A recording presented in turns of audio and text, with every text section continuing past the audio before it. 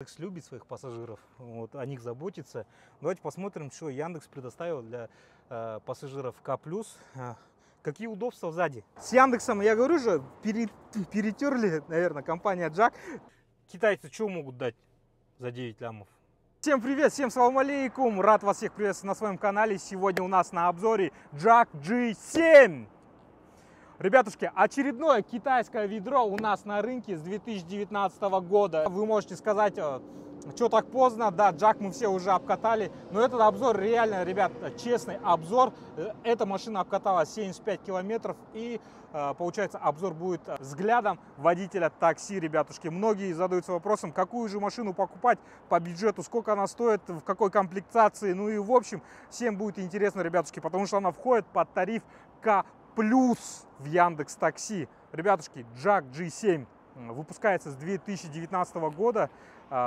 Вообще китайская компания Джак выпускала грузовики, ребятушки, спецтехнику, вот эти вот погрузчики, я не знаю, ну, напишите в комментариях, с какого года они вообще начали выпускать легковые автомобили. Джак G7, что он нам дает за свои 8 890 тысяч тенге? 8 миллионов я хотел, вы не подумайте, то, что 890 тысяч тенге. Нет, машина стоит практически 9 лямов, ребята. 8 миллионов 890 тысяч. Кстати, она подешевела, раньше она стоила дороже, ребятушки. Вот так вот. Давайте сделаем на нее обзор. Посмотрите, какие у нее вообще, какой у нее вид. Просто шикарнейший вид. На нее так посмотришь и подумаешь, бля, базару нет. Все, я хочу ее купить. Но не делаем поспешные выводы, ребятушки. Так что под тариф К+, очень много моделей, которые подходят. Но мы выберем, сделаем выводы, брать ее, не брать. Так что досматривайте до конца, ставьте лайки. Погнали. Ребят, смотрите, какие фары. Просто шикарно. Шик и блеск. Ну, в этом плане китайцы молодцы, сделали дизайн вообще авто. Весь китайский автопром в последнее время, последние годы, ну, базару нет. У них вид прям шикарный, блин, такие вот как спорткары, ребята. Как будто, бля, в андеграунд играешь, в андеграунд, и выбираешь себе машину, какую выбрать, чтобы погонять. Реально, в плане дизайна они базару нет, китайцы молодцы. Ну давайте, и стоит ли эта машина своих денег? Еще раз повторюсь. Ну смотрите, фары LED, базару нет. Я на ней попробую ночью прокатиться. Светят они более-менее хорошо. Полная комплектация, но нету противотуманок. Что за фигня? Китайцы, где противотуманки? Ну, дерзкая, агрессивная решетка. Вот она. Ну радует глаз, да. Все как хромированное. Ну, вид есть, я вам изначально же сказал, что вид есть. И я то, что хотел заметить, возьмите, пожалуйста, крупным планом, смотрите. Полная комплектация, но нет передней камеры. Стоит заглушка. То есть, если еще, наверное, какая-то полная комплектация, или, блин, почему они так сделали? Мне интересно. Вы зажопили какие-то, блин, копейки, чтобы поставить сюда камеру? Я не пойму. И первый минус, который можно будет отметить. 17-е титановые диски. Боковые зеркала заднего вида, повторительными поворотами.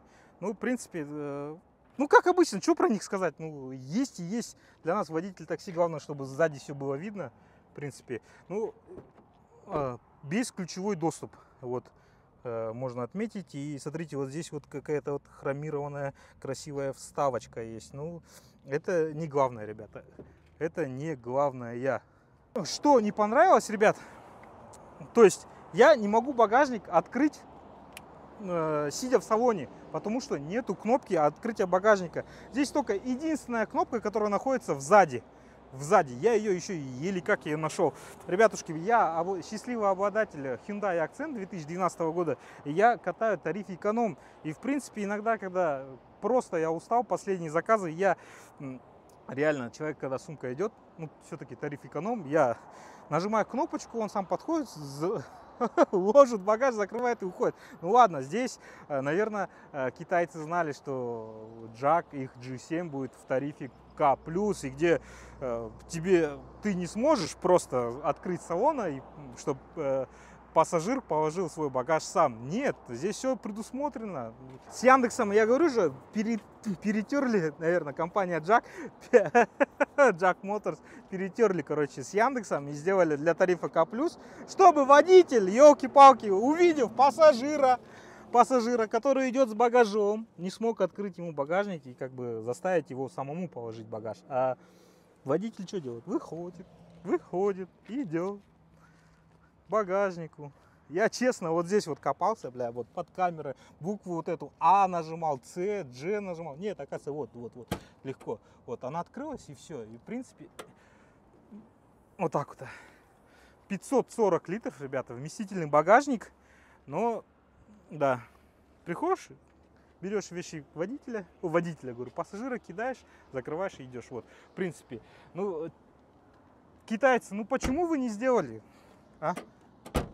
Кнопочку хотя бы снутри.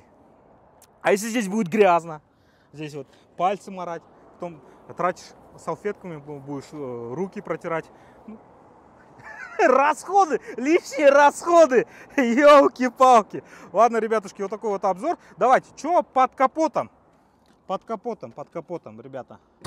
Нет, я просто не буду говорить, вот такие задние фары. Я вам сказал, что передние фары LED красиво смотрятся, сзади тоже очень красиво, динамично. Вы все это видите. Автомобиль выпускается с 2019 года. Вы все это видели. Я просто вам скажу, что здесь 1.5 турбо, мне подсказывают. И здесь установлен газ, ребята. Сейчас я вам про газ немножко расскажу. Как сказать? Экономия на топливе. Человек просто максимально выжимает с тачки все, работает на тарифе К+, зарабатывает бабки, ушатывает машину на газу, а потом ее продаст и все, и купит себе другую. Потому что он экономит на топливе. Реально хорошая экономия на топливе, ребятушки. Салон, давайте вот присядем. Салон, вот смотрите какой. Так, вот салон, в принципе, пассажирам будет комфортно. Ну, нахер мне, водитель такси, заботиться о комфорте пассажира. Мне главное, впереди самому было бы удобно. Сейчас туда перейдем. Ну, классно. Ну, давайте, Яндекс любит своих пассажиров, вот, о них заботится. Давайте посмотрим, что Яндекс предоставил для пассажиров К+. Какие удобства сзади. Передам. Так, смотрите. Сзади, в принципе, для пассажира будет комфортно. 3 человека вместятся, да? Габаритами меньше, чем я. Габаритами, как я, троем будет тесновато. Подлокотник. Здесь есть подлокотник. Зарядки. Два разъема для USB 5 вольт и 5 вольт 2,4 ампера. Оба, да? Оба. Базар нет. Ну, решетки обдува, то есть направление. Вот они. Вот такие вот. Ну и, в принципе, кожа для данной комплектации за 8 миллионов, короче, будем говорить, что 9 миллионов. За 9 миллионов, ну, в принципе, пассажиру будет комфортно. Я не знаю, как она будет ехать, какая у него ходовка, как она кочки проходит по кочкам, но говорят, что здесь независимая подвеска. И от слов водителя данной автомашины я услышал то, что, ну, лучше, чем, говорит, на Hyundai Accent ходовка. И я ее протестирую, потому что я катаюсь на Hyundai Accent 2012 года больше 3 лет. И я могу дать конкретный отзыв, как сказать, по ходовке. Так что еще впереди, кто не подписан, подписывайтесь, ребятушки. Впереди будут очень много обзоров на разные машины, вот, подходящие под разные тарифы, стоимости. И, в общем, для вас будет полезно при выборе машины для работы в такси. Ну и, в общем, кто не работает в такси, просто хочет приобрести Jack G7, сразу скажу, не покупайте это китайское ведро, ребятушки, добавьте деньги, купите Элантру, да, либо чуть-чуть можно лям добавить, купить Hyundai Accent новый салона. Я вам скажу, да, она не будет подходить под тариф К+, но вы-то не таксуете, если вы выбираете машину. Так что китайское ведро не берем. И почему не берем? Смотрим дальше. И такая вот белая строчка, которая со временем станет черной. Вот. Лучше бы сделали оранжевую строчку. Ребята, я вот обзор снимал на BYD, там была такая оранжевая строчка, но кожа по сравнению с BYD, вот BYD Чим Плюс я делал обзор, там кожа не очень была на ощущение, но здесь кожа более-менее, ребятушки. Я не хвалю, но в принципе кожа нормальная. И пластик тоже по ощущениям мягкий такой прорезинистый. Ну все-таки китайское говно. Дизайн базару нет вот это вот. Я вам говорил, то, что не останавливаться, просто сзади так дерзко смотрится. Вот это вот у всех пошла вот эта вот мода, да, начиная с Илантры, Соната, все начали вот эти вот задние фары объединять вот так вот, да, над багажником, да.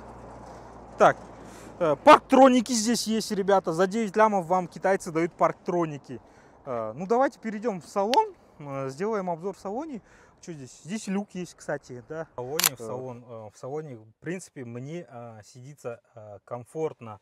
Здесь, как обычно, как на моей Hyundai Accent, механическая регулировка сидений, то есть назад-вперед, и спинку можно вот так вот и вот так вот откинуть. Так, трансмиссия здесь, ребятушки, как я и говорил, может и говорю, не говорил, трансмиссия у нас вариатор, ребята, вариатор. Ну и кнопочка завести старт-стоп, кнопочка находится вот здесь, вот здесь вот, на вот этой вот панели. Как обычно, вот давайте заведем машинку, заведем шарманку, и она говорит, что ключ не распознанный, ключей здесь нет. Ладно, это далее расскажу. Смотрите, как заходишь в салон, и сразу в глаза бросается вот этот вот большой вот встроенный монитор 10×4 вроде дюйма, если я не ошибаюсь. Вот так вот. Ну и вот эти вот решетки вот механические вот здесь. В принципе, смотрите, вот здесь стоит, вот он, магнит, очень далеко находится. Для пассажира, наверное, да? Дополнительно вот для пассажира. В принципе, ее здесь сюда ее никуда не прицепишь, да? То есть вариантов прикрепить телефон для работы в такси небольшой здесь вот так вот. Ну и кто не в такси работает, ну просто чтобы поставить навигатор, как бы неудобно. Приходится вот на вот эту вот панель лепить. Вот здесь уже я вижу, смотрите, есть след, куда вот прикрепляли вот держатель для телефона. И здесь на лобовом стоит тоже. Человек тоже, кстати, это автоблогера. Вот, и он тоже снимает контент. У него стоит регистратор, вот, который пишет салон, дорогу. Ну и, в принципе, вот эти вот держатели, он тоже для телефона, чтобы снимать контент. Ну, в принципе, как сказать, кожа все приятно, на ощупь, мультимедиа на руле. И вот этот вот знак джак прямо вот в глаза вбивается. Ну, стандартно это во всех, наверное, авто. Вот, airbag. Вот. Я купила машину, джак airbag называется. Анна, все помнят этот прикол? Кто смотрел, поставьте лайк. Кто не смотрел, тоже поставьте лайк. Ну, в принципе, электронный ручник, то есть электронный стояночный тормоз, если будет правильно. Автохолд, антизанос, кнопочки. Ну, в принципе, вот все стандартные. Закрыть, открыть кнопочки, блокировка подъема окон. Вот. Ну и в принципе, вот 4, полный электропакет получается, да. Ну, все-таки К+, ребята, К+, 9 лямов стоит. Ну, конечно же, это все стандартно. Есть корректор фар здесь, вот, в принципе, ну и регулировка боковых зеркал заднего вида. Вот, в принципе, вот здесь я вижу еще кнопочки, ребят, смотрите, вот кнопочки здесь, получается, открытие люка, приподнять люк, в принципе, вот, это вот, ну, получается, фонари. Ну и отсек для очков. Здесь я вижу, смотрите, очки, медийные очки хозяина данной автомашины. Давайте их примерим. Как мне идут? Просто шикарно, шик и блеск. Ну смотрите, это вот, как сказать, кнопочки нет, не электрическая, вручную нужно будет откинуть. И в принципе вот такой вот небольшой, смотрите, обзор у нас люк. Люк, не панорама, а люк. В принципе вот этими кнопками он открывается, закрывается. Все стандартно, ребятушки, нету ничего такого, вау, там, какие-нибудь дополнительные функции. Подогрев сидений я здесь не вижу, и походу их нет. Если, кстати, да, говорили, я пересматривал обзоры, то есть все управление здесь, в этом планшете, ребятушки, ну, блин, я человек, привыкший, ну, ко всем кнопкам, вот этим вот, ну, идем в ногу со временем, то есть нету вот этих вот механических всех кнопок, все во всех сейчас машинах, даже в европейских машинах, все вот так вот делается, все электронное табло. Вот он ключ, ребятушки. Блин, тяжелый этот ключ, прям как кастет. Можно использовать, реально. Ну, на ключе стандартные кнопки. О, багажник можно открыть к кнопке, да, то есть правильно сделали китайцы, ребята, правильно сделали китайцы. Сэкономили на одной кнопочке здесь, а установили ее на ключе. То есть ты можешь сидя, а оказывается, можно открыть багажник. Вот так вот. Если пассажиры не понравились, сумками идут, неохота жопу поднимать, можно вот с ключа открыть. А что, она не работает? Или завести машину нужно? Сейчас. Вот мы завели, ребят, машину. Зажимаю. Ни хера не работает. Не работает! Открыть, закрыть. Короче, ключ не работает, ребятушки. Кнопки на ключе не работают. Вот смотрите, вот мультимедийная панель. Здесь регулируется, как я вижу, то есть направление обдува, то есть климат-контроль, мультимедиа, звук вперед. Говорят, здесь, как сказать, CarPlay есть, вот, Android, радио, музыка, Android авто. Я отключил, получается, так, вентиляцию, да, включаю. Ну все, больше других функций нету, ребятушки. Ну, полная комплектация. Ну да, китайцы что могут дать за 9 лямов? За 9 лямов вот это и дают. Вот, пользуйся, радуйся. То, что дали, тем и пользуйся. Радует то, что входит под тариф К+. То есть можно взять, поработать, заработать. Ну, вряд ли сейчас в такси заработаешь бабки. Я не знаю, для себя бы я эту машину не взял бы, ребята. Ну, хоть она сейчас дешевле, да, ну, бюджетный вариант. Там за 7,5 можно купить простой комплектации. Я просто не понимаю, в чем разница. Простой комплект. Здесь она полная комплектация. Для меня она выглядит просто, как сказать, ну, здесь нету ни других функций. А что даст, блин, ну, простая комплектация, я не пойму. Что, получается, будут ручки, да, вот как на Жигулях, вот эти вот. А что еще? Я не знаю, ребята, ну, в чем будет разница простой комплектации? Ну, это можно. Прайс сейчас я вам скриншотом ставлю, посмотрите ценники. Честно, ребята, я даже на ней сейчас прокатиться не хочу, ребята, чтобы прокатиться, вам показать. Впереди я очень много запланировал машин на обзор. Вот даже вот К5 есть, он стоит, ребят, на нее сделаем обзор. Корейской сборки, ребята, чисто кореец, на нее сделаем обзор. Ну и нашей сборки, которые производят, сделаю сравнение. Так что еще раз повторяю, что не подписан, подписывайтесь на канал. Впереди будут обзоры машины, подходящие под разные тарифы в Яндекс.Такси. Ну, я не буду говорить то, что там все такие технические характеристики, прям которые замудренно, потому что я очень много смотрю обзоров, и мне неинтересно, когда говорят какие-то там мотор GTI туда-сюда. Ребята, ну, в дальнейшем, наверное, я, ну, сказать, буду самообразовываться, читать, узнавать, кататься, ездить, да, вот эти вот все технические характеристики мотора, то есть двигателя, трансмиссии, все буду изучать, говорить вам. Но, в принципе, это простой, честный обзор со стороны водителя такси. Машина, как сказать, по функционалу меня не удивило. Все стандартно. Есть все вот разъемы для зарядки. Ну, вот эти вот. Давайте покупать ее под тариф К+, или не покупать, либо добавить денег, купить. Kia Ceed можно купить под тариф К+, 11 900 стоит. Ну, добавить там 3 ляма. 3 ляма добавить, купить Kia Ceed. Ну, кореец есть кореец, и там богаче, просто богаче функционал, все функции там есть.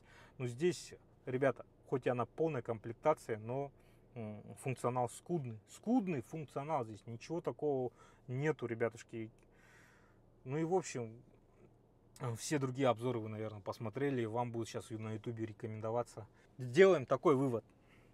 брать ее для такси не стоит, ребятушки, потому что в первую очередь здесь 50 тысяч машина проехала, и на ней за 50 тысяч тенге поменяли колодки. Есть видео у Саги, где он вообще 60 тысяч, что ли, отдал за замену колодок. Масло, говорят, хоть и 1,6, но почему-то здесь заливали 6 литров масла. Ребята, 6 литров масла. Ну,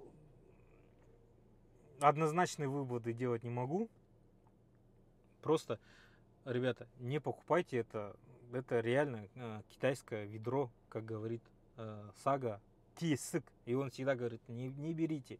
Стоит ли его брать под тариф комфорт? Я бы сказал, нет, ребятушки. Нет, лучше давая денег, купить что-нибудь другое. Либо просто не брать данное авто, ребята. Ладно, всем спасибо, всем пока. Вот такой был обзор. Учимся делать обзоры. Подписывайтесь на канал. Всем пока.